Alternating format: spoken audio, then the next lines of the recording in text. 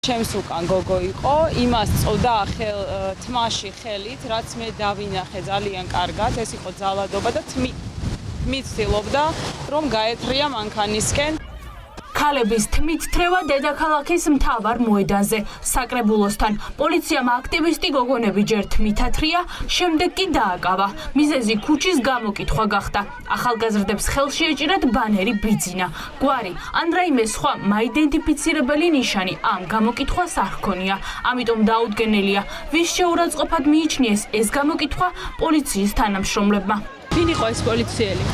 ეს იყო, როგორც მე მითხრეს, მამაგეიშვილი დავითი, როცა იყო რუსეთში შეტაკებები ოპოზიციური მხარის და პოლიციის შორის, ზუსტად ესეთი კადრები იყო, სადაც ქალებს, ახალგაზრდებს, ბავშვებს მათ შორის ესე მიათრევდა პოლიცია. გუშინ მამაგეიშვილმა ჩემს ერთ-ერთ მეგობარს, სტუდენტს, რომელიც არაფერ შუაში იყო და არ იყო და არც ბანერი ჭირდა, არაფერს არ აკეთებდა, მივარდა უცბად და სილა გააცდა, საკმაოდ დიდი ძალი და ამ დროს ჩაიყავნა კორდონში და დაკავეს ადამიანი.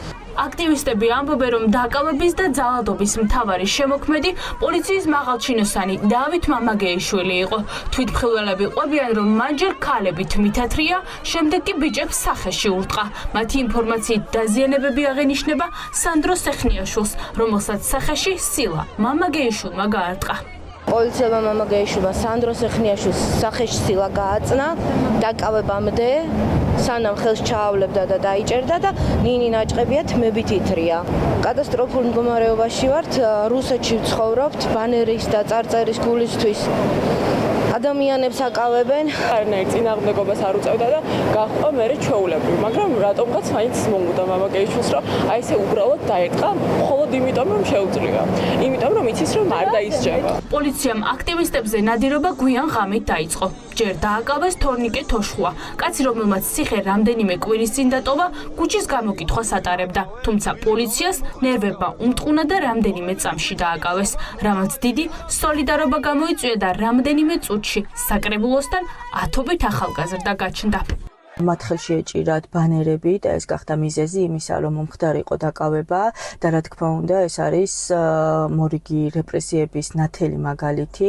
10 პირიდან 4 არის ქალი და მათ შორის 3 არის მოძრაობა პროტესტის წევრი.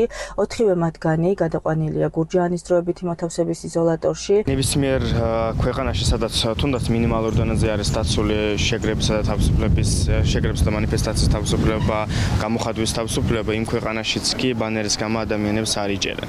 და სამწუხაროდ საქართველოში ჩამოყალიბდა და დამკვიდრდა ეს მანკიერი პრაქტიკა, როდესაც მოქალაქეების ხმა არის მიუღებელი, ნებისმიერ შემთხვევაში ადამიანებს აგავებენ უმიზეზოდ და მერე ამას აფორმებენ დაუმორჩილებლობით თუ წვრილმანი ხულუგნობით. თბილისში ადგილების არსებობის მიუხედავად აქტივისტები რეგიონებში წაიყვანეს.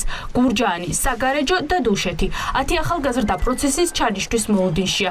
დაკავებულებს შორის არიან ყოფილი საჯარო მოხელეები, სტუდენტები და აქტივისტები. დაკავებების ამ მეთოდმა მოქალაქეებს რუსეთი გაახსენა, სადაც მეიდანზე ხალხს ფურცლების გამო აკავებენ. ქალბატონი ნატო ბოლქვაძე იყო აქციაზე, მხოლოდ და მხოლოდ ბანერით, ეკავა ბანერი და არც ერთი საკანონმდებლო ნორმა და კანონის არც ერთი მუხლი არ კრძალავს ბანერზე არსებული წარწერით, იქნება ეს მტკიცებით ფორმაში თუ კითხვით ფორმაში, არც ერთი მათგანი არ კრძალავს აი ამ პროტესტის გამოხატვის ფორმას. მხოლოდ და მხოლოდ მათი ქმედება ემსახურება იმას, რომ ჩაეხშოს, ასე ვთქვათ, განსხვავებული აზრი მათ მიმართ გაჟღერებული რაც იქნება. იურისტები დაკავებულების დაუყოვნებლივ გათავისუფლებას ითხოვენ. ადვოკატები ამბობენ, რომ არ არსებობს ახალგაზრდების იზოლატორში ყოფნის საფუძველი. ახალგაზრდა იურისტთა ასოციაციაში არ გამორიცხავენ, რომ უკანონო დაკავებების საქმე სტრასბურგში წაიღონ. მსგავსი ტიპის დემონსტრაციული გამოხატვების დროს პოლიციელების მხრიდან მსგავსი ჩარევით პირების დაკავება და შეკრებისა და თავისუფლების უფლებაში ჩარევა ნიშნავს იმას, რომ ეს არის საშიში პრეცედენტი სამავოდ, ვინაიდან მსგავსი უწყინარი პროტესტები იქნება აი ამგვარად გადაკვეთილი. ყველა დემონსტრანტი უნდა განთავისუფლდეს დაუყოვნებლივ და ისინი ამ მომენტამდე არ უნდა იმყოფებოდნენ ადგილზე. გვიან ღამით სტუდენტებთან მივიდა სალომე ზურაბიშვილი. ქვეყნის მეხუთე პრეზიდენტი ფიქრობს, რომ ოცნება ახალგაზრდებს გამოხატვის თავისუფლებას უზღუდავს და მდგომარეობას საგანგაშო დაფასებს. კიდევ ერთი დარღვევა გამოხატვის თავისუფლების. ქვეყანა, სადაც აღარ შეიძლება არც ხუმრობა, არც პლაკატი, არც სიტყვა, არც ფეისბუკი, არც რამენაერად გამოხატო შენი აზრი, არ არის ქვეყანა, სადაც რამე ფორმით შეიძლება ითქვას, რომ თავისუფლებას უფლებს. ეს რეჟიმი უკვე არის გადასული ყველა ზღვარს და ყველა ზომიერებას, აღარ იცის თვითონ რა არის მისთვის საფრთხე და მისთვის საფრთხე არის და ეს არის ჩემი სათქმელი დღეს. მისთვის მთავარი საფრთხე არის თავისივე ქმედება.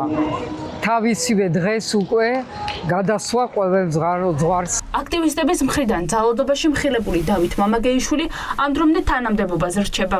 რეგიონებიდან კი აქტივისტებს საქალაქო სასამართლოში ხვალ გადაიყვანენ.